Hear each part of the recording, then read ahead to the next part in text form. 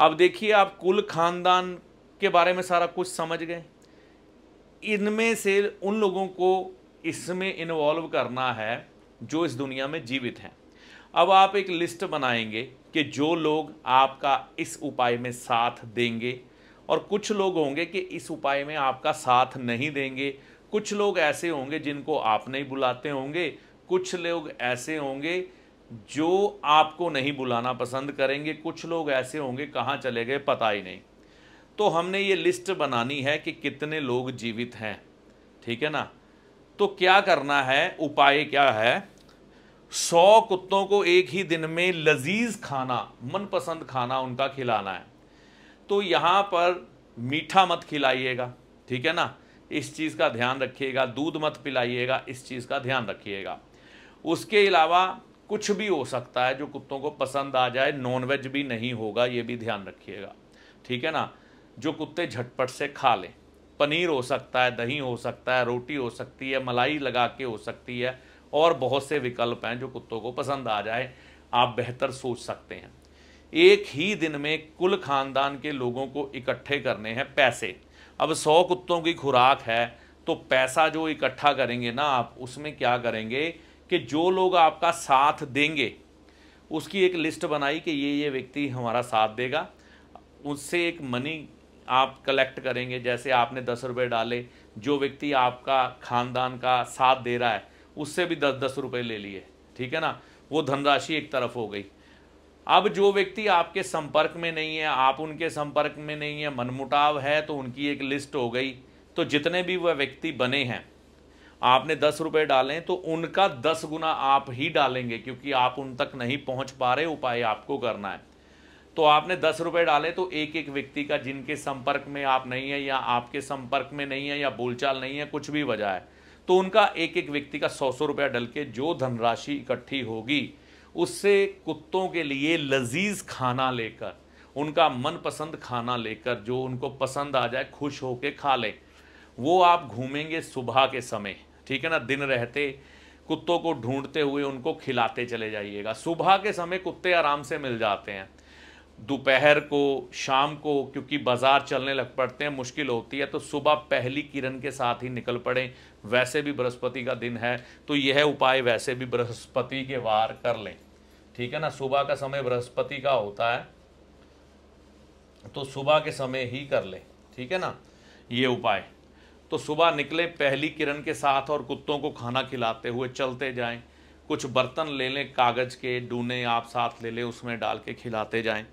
और साथ में एक पश्चाताप की भावना रखें कि ज़िंदगी में मैं ऐसा काम नहीं करूँगा, कुत्ते या फ़कीर के साथ बुरा बर्ताव या उसे तबाह करने की कोशिश नहीं करूँगा। और साथ में एक पश्चाताप की भावना मन में रखें कि मैं कुत्ते या फ़कीर के साथ कभी बुरा बर्ताव नहीं करूँगा या उसे तबाह नहीं करूँगा, बदनीति या बदचलनी की वजह से किसी का बुरा नहीं करूँगा, और ना ही अपने परिवार में, कुल खानदान में किसी को करने दूंगा। अगर किसी ने किया या मुझे मालूम पड़ा तो उसे रोकने की कोशिश करूंगा।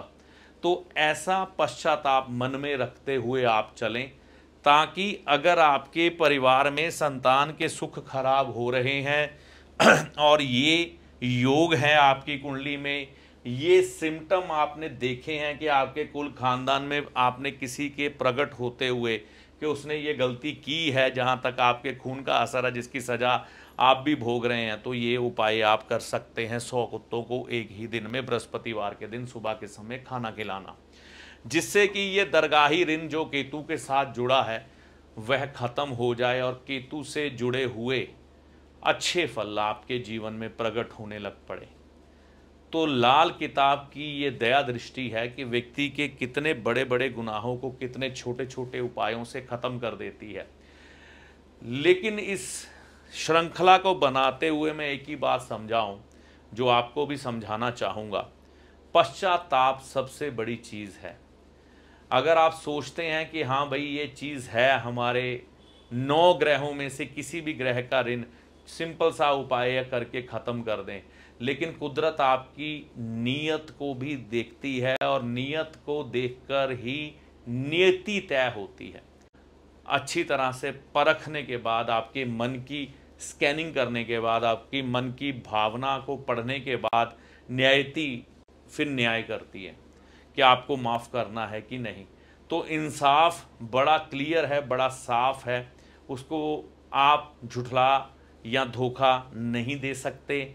मन जितना स्वच्छ रख के यह उपाय करेंगे उतने ही अच्छे असर किसी भी ऋण पितर का उपाय करते हुए आपके जीवन में आएंगे।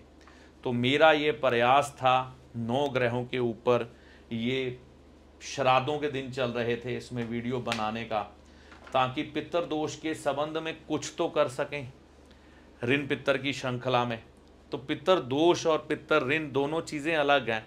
ये आपके पितरों का एक कर्जा है ना, आपके ऊपर, जो 9 ग्रहों से जुड़े हुए रिश्तों के साथ आपने बर्ताव बुरा करके खराब किया है, जिसकी वजह से 9 ग्रह आपके जीवन में दुष्प्रभाव दे रहे हैं। अब कौन सा ऋण है ये आप पूरा पितर ऋण के उपाय की प्लेलिस्ट में जाकर विस्तार से देखकर जान सकते हैं और अपना वो उपाय कर सकते हैं। ठीक है, उपाय बेहद आसान है, लेकिन बात वही है, पश्चाताप की भावना। तो यह वीडियो आज मैं यहीं पर समाप्त करता हूँ।